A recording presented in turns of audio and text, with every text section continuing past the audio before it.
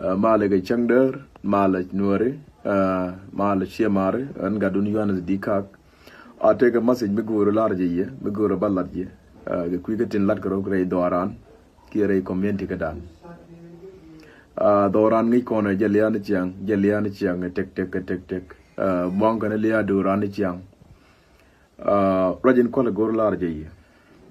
jara me chian nen pan kapte luka cha torture cha nek to ben ci kuma je goro be nek je kuma jana la liara mi lang ne je gona liara am bar ne je ga ma gona liara am ngot kan je mi yat kan je le yega jo ngala jen che mare kon gor kono bana te ga mat bana kula wo ko de ci koro gwir kon chana tel dream ci biji dan je pel ci konta bus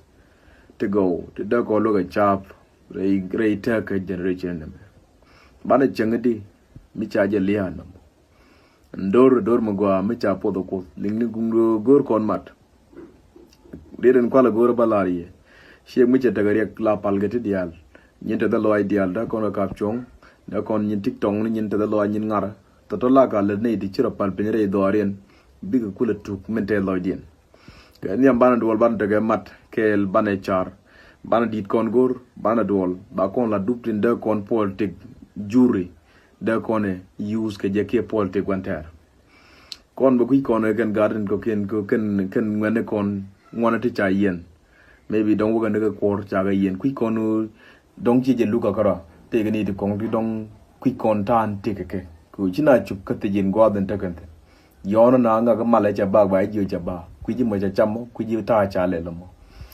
ne chana ta ke mat kan palla de discrimination ka palla wiega media chane lenne adinu michi do to bana option kan ga pet bana dol ka bana thinking about the situation in la rode